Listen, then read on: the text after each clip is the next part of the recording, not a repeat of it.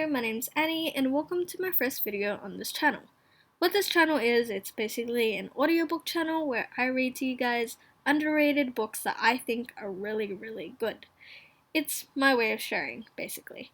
But as the channel title suggests, I suck at reading. I really do, so don't expect any professionalism in my reading because I stutter a lot. I really do. My vocabulary is really bad, so there's going to be a lot of words that I do not know of and I cannot pronounce. And I also suck at character voice switching, so I don't think I'm going to do any of that.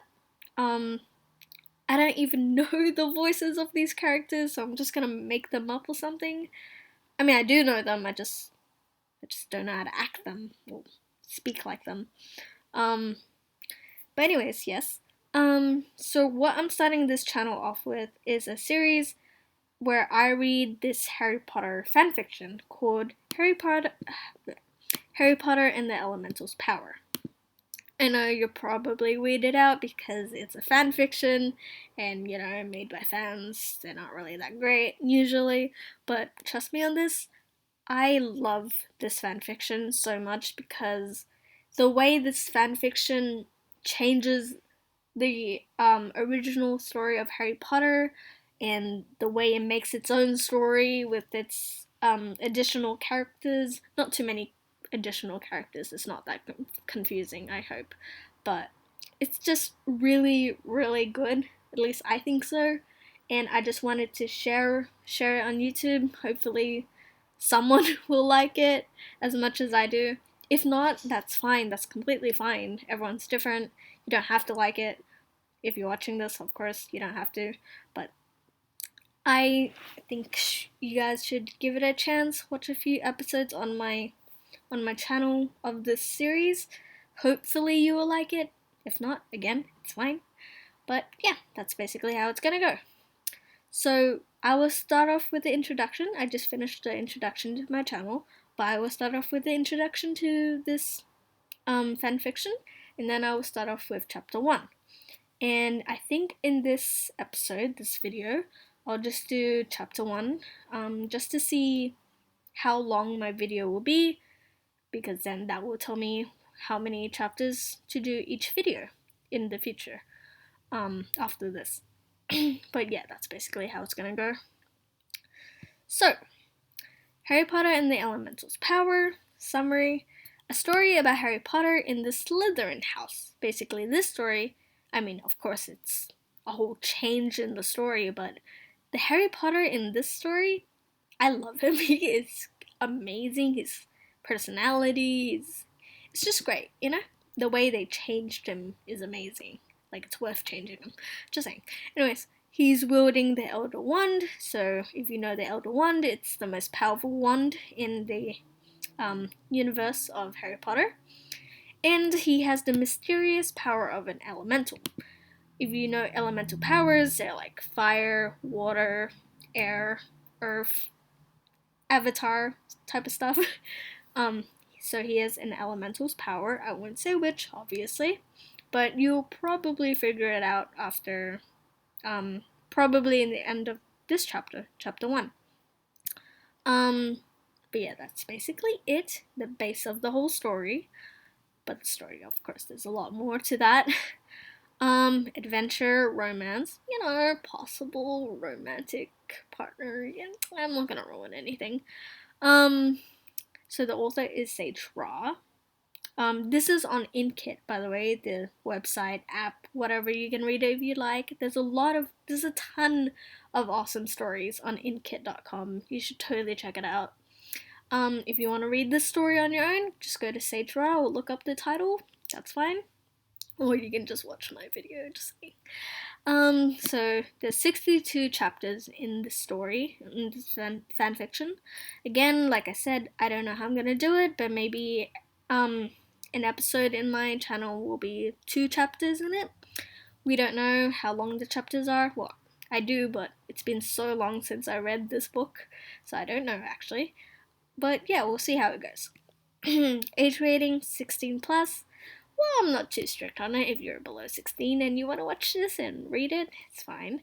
but just saying, there is a ton of swearing in this fanfiction. Just saying. Caution. I mean, not a ton now. Later on in the story, there's a ton, if I remember correctly. But yeah, I think that just makes it more interesting, to be honest. Alright then, I think we're done with the introduction.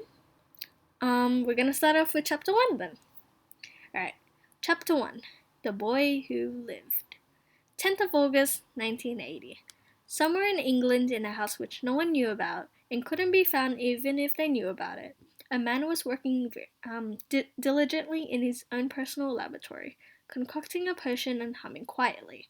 He was about 5'10", had brown eyes and dirty black hair, which fell just below his shoulders. If one had to guess his age, they'd say he was around 30 years old. But it was his eyes that were most striking. They seemed to exude boundless knowledge and wisdom. Any person who dared to call themselves an intellectual wouldn't even measure up to the knowledge this man's mind held. His laboratory was a circular one, surrounded by doors at regular intervals. In the center of the room was a 5-level bookshelf which held countless vials filled with potions instead of books. It was impossible for there to be that many vials if it weren't for the wonders of magic.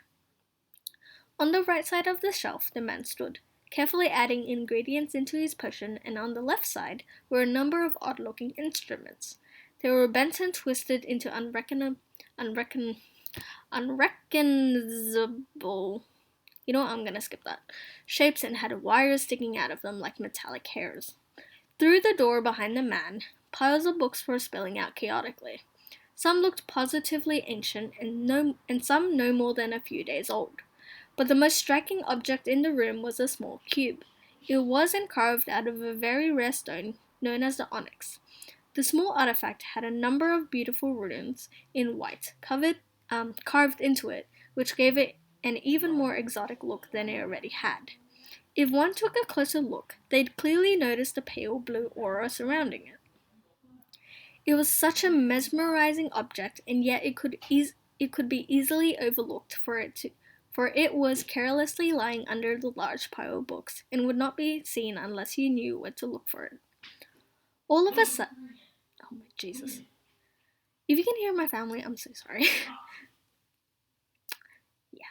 Anyways, all of a sudden, one of these instruments with a flat base and wires sticking out started vibrating. What?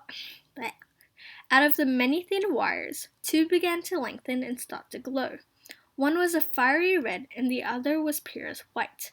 The man looked up startled, and stirred his potion 5 times in an anti-clockwise direction and placed a static charm on it. He then moved over the next instrument and prodded it twice with his wand, causing the wires to entwine around each other before fading back into their normal metallic color and shortening back to their original length. Interesting, the man muttered under his breath. Fire and ice, you say? I certainly never saw that coming. Well, I better tell Pen, or she'll get mad. Better hide the potion before that. Wouldn't want her to cheat now, would we? He waved his wand, and immediately the potion sunk into the floor out of sight. He took a deep breath and yelled, Pen! Hey, Pen! Get down here! What is it? Came a muffled voice through the roof. I've got something interesting to show you, he yelled again. There was a moment's silence while the man waited patiently. Also, if you can hear my highway right next to my house, I'm sorry. Yeah, nothing is professional on this channel. Anyways, suddenly a woman fell through the ceiling like it wasn't there at all. She landed gracefully on her feet and gave the man an annoyed glare. She was about the same height as him and had waist-length red hair and bluish-green eyes, which radiated the same sense of knowledge and power as his. What is it? She said. I was just about to finish, Sorry, but this little baby showed me fire and ice, he said, pointing to the instrument. Really? She said, suddenly looking deeply interested. Has never happened before, has it? Usually it's just one. What was it last time? It was Earth last time, Pen, he said with a chuckle. Well, I did not read that with a chuckle, but oh well. Fire is mine, she said suddenly. You can have the water or ice or whatever, but fire is mine. Sure, fire will get along with you perfectly, considering your personality. She smacked him on the back of his head and sat in his lap and muttered, Idiot.